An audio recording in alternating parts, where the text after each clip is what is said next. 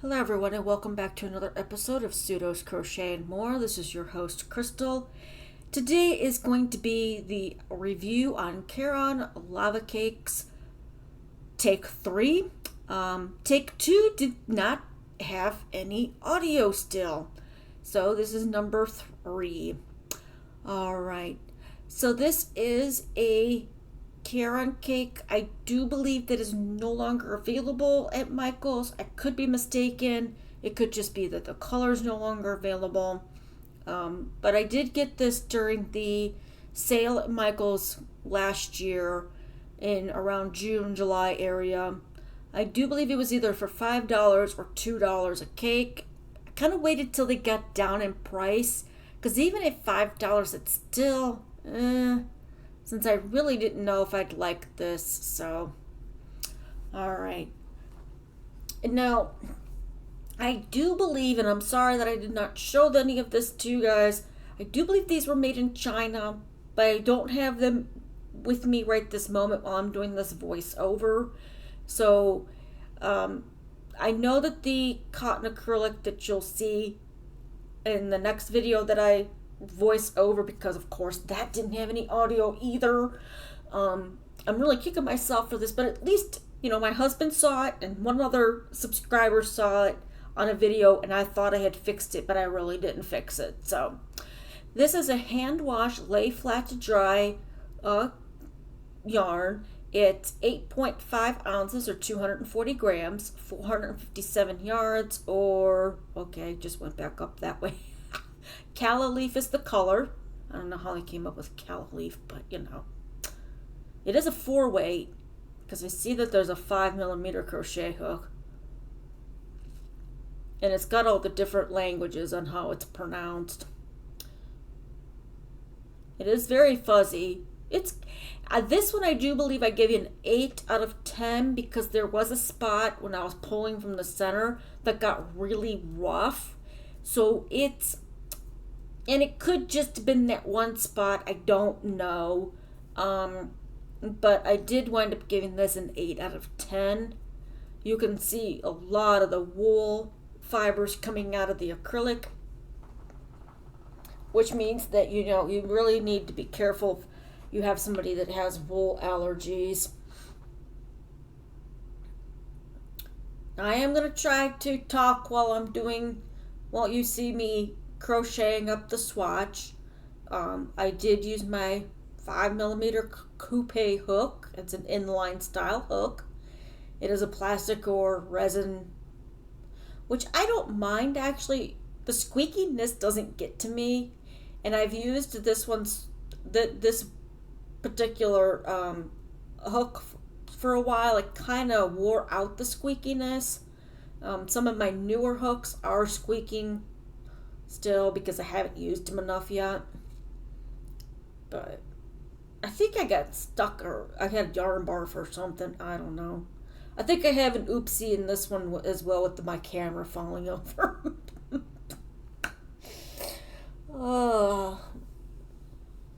But yeah, a subscriber reached out to me letting me know that there was no audio on one of the videos, and I don't remember. It was one of these, the Caron cake videos. I remember that, and I thought I had fixed it thinking I didn't plug in the microphone. Well, I plugged it in. I just didn't make sure that it was set up in the program that I use to actually pick up my audio, my voice. So now, like the one that I reviewed, the regular Caron cakes, this is recommended a 5mm crochet hook.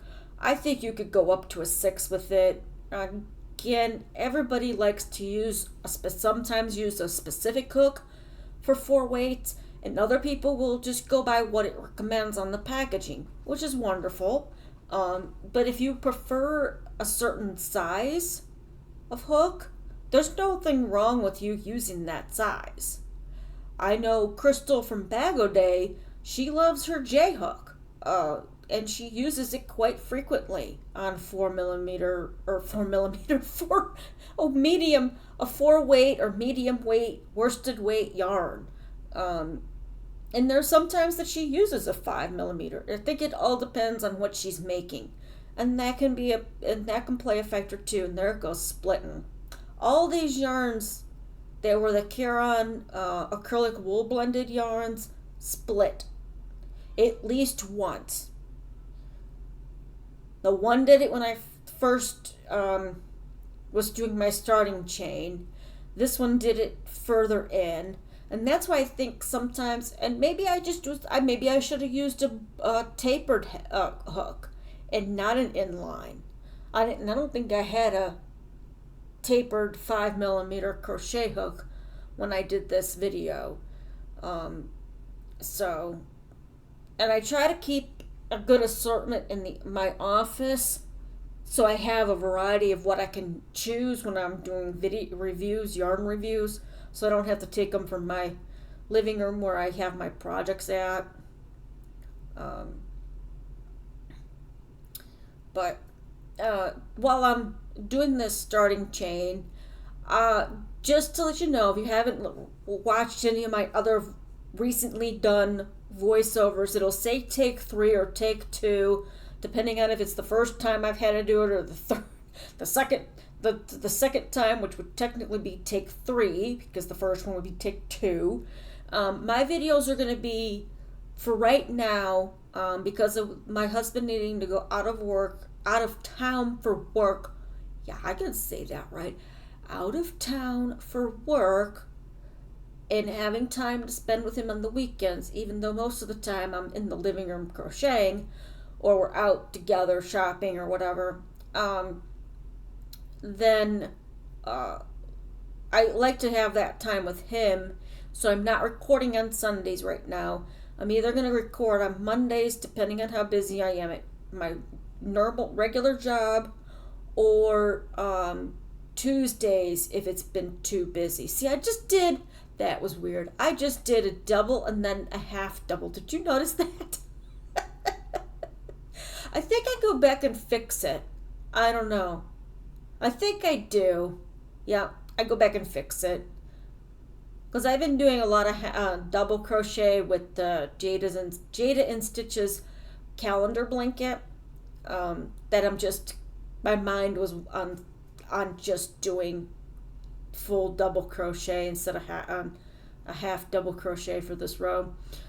So if you don't see a video ready to go for Tuesday morning around 9 a.m. Eastern Standard Time, it won't be till afternoon to early evening that it'll be posted on Tuesday, but then the rest of the week will be at 9 o'clock in the morning on the rest of the days.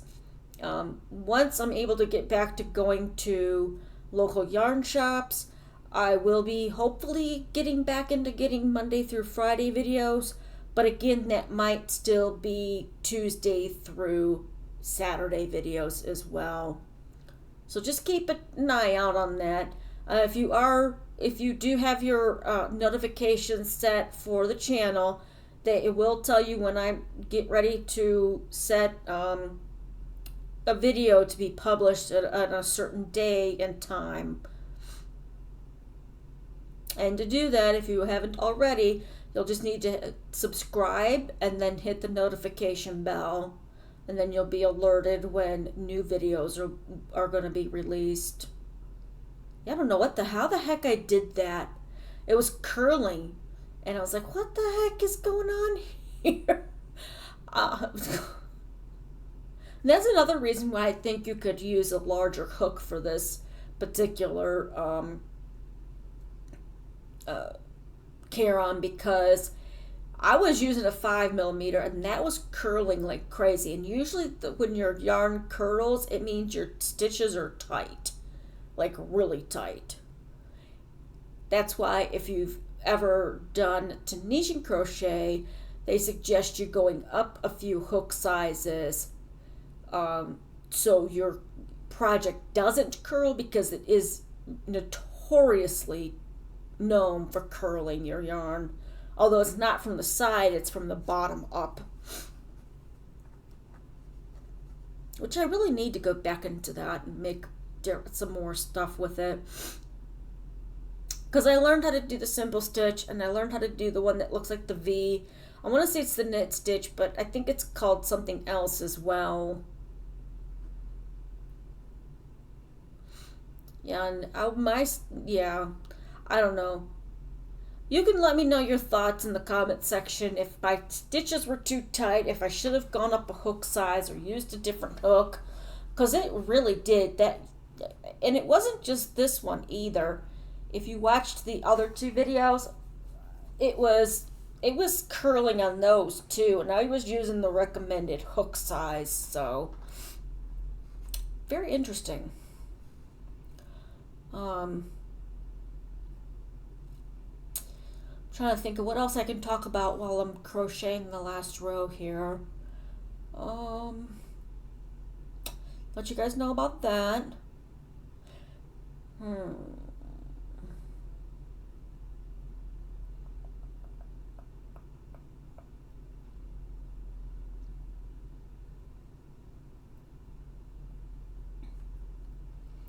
Trying to think of here. Oh, if you've ever used the lava cakes, let me know what you've made, or if you still haven't made anything.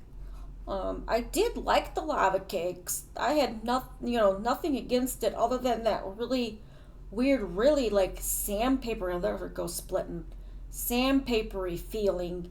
And again, it could have been just that spot where the dye was different, or they put too much in it.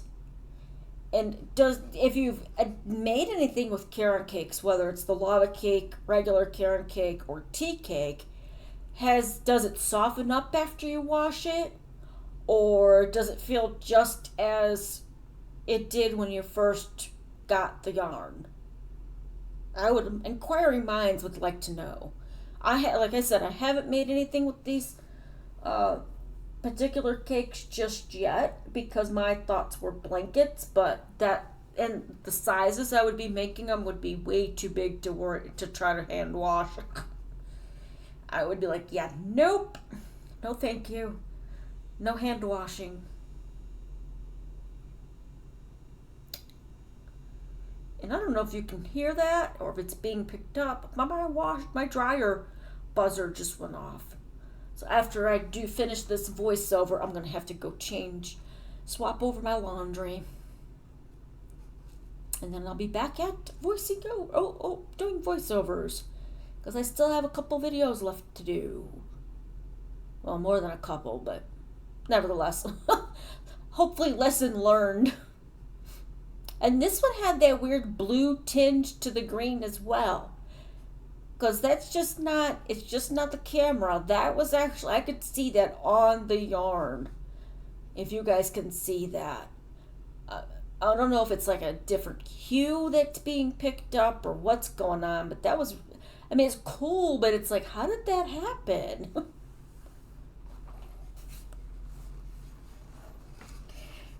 And I did get the June pattern finished for the Jade and Stitches blanket. I still haven't gotten the courage up to do the sun yet for July because that just looks like it's going to be one hectic mess. It looks really cool. Not lying about that. It looks really cool done up, but I have more of them to do than she has on her blanket because I made mine a little wider. I think I added 2 extras to it. So, yeah. And whenever I decide about the other blanket that I had started originally, where I was doing a different color in the background and then the color for the pattern, I'm thinking, like I said, to unfrog that and do something else with it. I would like to make this pattern that's on this label, but I would have to probably use a different yarn for it because that was 4 balls or 4 cakes. I don't think I have 4 cakes of this color. It would be kind of cool to mix them up with different colors though. But yeah, I don't know if, see, that one recommends a 6mm crochet hook. And that's for a blanket. I'm sure you could find this pattern on their website at yarnspirations.com. You just need to type in that stacked center blanket, some stacked from the middle crochet blanket. There we go. That's a tongue twister. Ah, it is made in China. There we go. Made in China. I thought I showed that part of this label.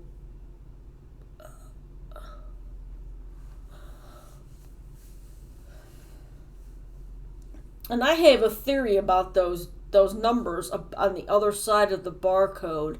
I talk about it, but you don't hear me talk about it. I'll have to go in depth with that at a later time, because this video is almost finished, so I don't want to start talking about it and then it get cut off, and then there's black in the background, and you guys are like, what? What is she saying? I don't see anything. So,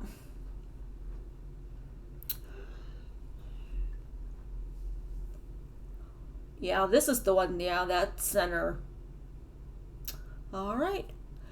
Well, looks like I'm getting ready to do my thumbs up thing here that I've been doing in my other videos. I've been ahead of it, so I'm trying to keep it. I'm trying to get it to where it's at the video. So, all right. Well, if you enjoyed today's video, please go ahead and give me a thumbs up. If you enjoy my content, please go ahead and hit that subscribe and then the notification bell so you're always aware of when I put out new content. Until next time, I hope you all stay safe and stay crafty. Have a good one.